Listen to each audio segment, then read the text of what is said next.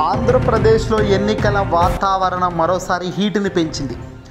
ఎన్నికల ఫలితాలు ముగిసి దాదాపుగా 3 నెలల తర్వాత ఇప్పుడు ఎన్నికల పోలింగ్ గురించి, కీలక డేటా గురించి వైఎస్ఆర్సీపీ పార్టీ గట్టిగా ఇక బలం చేకూరుస్తూ ముందుకెళ్తుంది. తాజాగా ఆంధ్రప్రదేశ్ అసెంబ్లీ ఎన్నికల పోలింగ్ శాతంపై రోజురోజుకు అనుమానాలు పెరిగిపోతూనే ఉన్నాయి.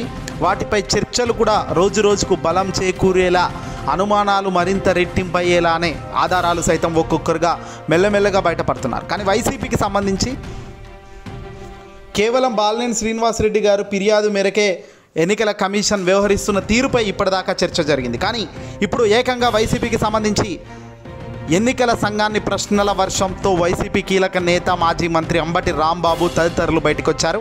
మంగళవారం ఉదయం పలువురు వైసీపీ పార్టీకి సంబంధించిన ప్రజాప్రతినిధులతో ఆంధ్రప్రదేశ్ ఎన్నికల ప్రధాన అధికారి వివేక్ యాదవ్ను కలవడం జరిగింది. అనంతరం సచివాలయం వద్ద అంబటి రాంబాబు మీడియాతో కూడా మాట్లాడడం జరిగింది. మొట్టమొదటిసారిగా వైసీపీకి సంబంధించిన ఒక కీలక మూవ్ అని చెప్పవచ్చు. ఆంధ్రప్రదేశ్లో పోలింగ్ శాతం వివరాలపై మాకు అనుమానం ఉంది. పోలింగ్ శాతాన్ని ఎన్నికల కమిషన్ 3 సార్లు వేరువేరుగా వెల్లడించారు. ఏ అసెంబ్లీలో ఎంత శాతం, ఎంత పోలింగ్ నమోదైంది, ఒక్కో అభ్యర్థికి అసలు ఎన్ని ఓట్లు వచ్చాయి ఎన్నికల కమిషన్ వెల్లడించడం లేదని, ఫామ్ 20 సమాచారాన్ని వెంటనే అప్లోడ్ చేయాలని అంబటి రాంబాబు గారు డిమాండ్ చేశారు ఎన్నికల కమిషన్. ఈవీఎంలను ట్యాంపరింగ్ చేస్తారని మొట్టమొదట చెప్పింది చంద్రబాబు నాయుడే అని అన్నారు అంబటి రాంబాబు. గతంలో ఈవీఎంలపై ఫిర్యాదు చేశారు. ఈవీఎంలలో ఎన్ని ఓట్లు పడ్డాయి, వీవీప్యాట్లలో కూడా అన్నే చూపించాలి.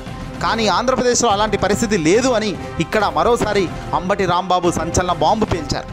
మా అనుమానాలన్నీ ఈ ఎన్నికల కమిషన్ నివృత్తి చేయాల్సిందేనని ఆయన పట్టుబట్టారు. త్వరలో ఎన్నికల కమిషన్ స్పష్టత ఇస్తుందని ఆశిస్తున్నామని అన్నారు.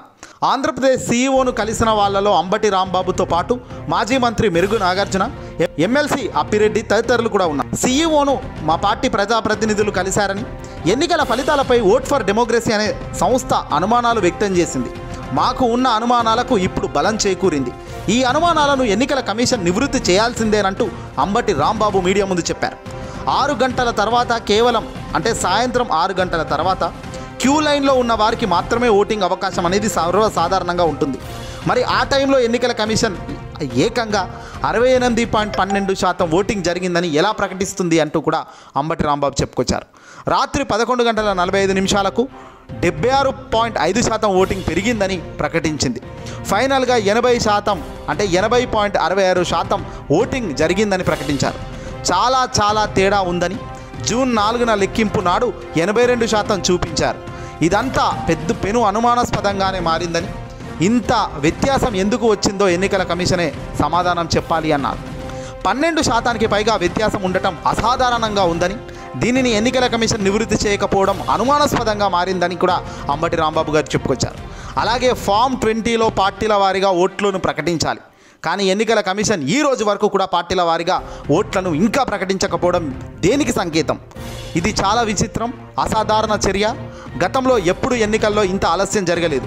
ఎందుకు ప్రకటించలేదంటే రిటర్నింగ్ అధికారుల నుంచి సమాచారం రాలేదంటున్నారు. దీంతో రోజుకి అనుమానాలు బలపడుతున్నాయని అంబటి చెప్పుకొచ్చారు. ఇక విజయనగరం, గజపతి నగరంలో అభ్యర్థుల ఈవీఎంలపై ఫిర్యాదు చేశారు. ఈవీఎంల బ్యాటరీ ఛార్జింగ్ 99% ఉంది. అది ఎలా సాధ్యమని తనిఖీ కోసం ఫిర్యాదు చేశారు. ఈవీఎంలను భద్రపరిచాక బ్యాటరీ ఛార్జింగ్ ఎలా పెరుగుతుంది? ఇది పెరగడం సాధ్యం కాదు. దానికి మాక్ పోలింగ్ నిర్వహించడం అనేది సమాధానం కాదు. వీవీప్యాట్లను తనిఖీ చేయడం అంటే ఒంగోలు మాక్ పోలింగ్ అంటున్నారు. ఈ అనుమానాలు అన్నిటికీ ఎన్నికల కమిషన్ సమాధానం చెప్పాలి. ఈవీఎంల తనిఖీకి వెళ్తే తాళాలు లేవంటున్నారు. అధికారుల దగ్గర తాళాలు లేకపోవడం ఏంటి? ఈ రోజుకి పోలింగ్పై ఫైనల్ ఫిగర్ చెప్పకపోవడం ఏంటి? అందుకే సీఈఓను కలిసి ఫిర్యాదు చేశాము. ఇంకా తదుపరి చర్యలు ఎలా ఉంటాయి అన్నది స్పష్టం చేయడం లేదు. కానీ రాబోయే రోజుల్లో ఎన్నికల కమిషనే కాదు, ఏకంగా దేశవ్యాప్తంగా పెను సంచలనానికి ఈ అంశాన్ని తీసుకెళ్లేదానికి అంబటి రాంబాబు సిద్ధమైనట్టుగా సమాచారం అందుతుంది. అంబటి రాంబాబుతో పాటు వైసీపీకి సంబంధించిన ముఖ్య నేతలంతా కూడా ఇప్పుడు మెల్లిమెల్లిగా రంగంలోకి దిగుతున్నారు. ఈసీ చేస్తున్న ఈ బిహేవియర్ అసలు సరైంది కాదని, తగిన విధంగా చర్యలు తీసుకోకపోతే కోర్టులో మెట్లెక్కాల్సిన బాధ్యత మాకు ఉంటుందని కూడా ఇక్కడ వాళ్ళు ఇండైరెక్ట్గా చెప్తున్నారు. మరి దీని వెనకాల ఏం జరుగుతుంది, ఎలా వైసీపీ అడుగులు వేస్తుంది అనేది ఇప్పుడు చాలా ఇంట్రెస్టింగ్గా మారింది.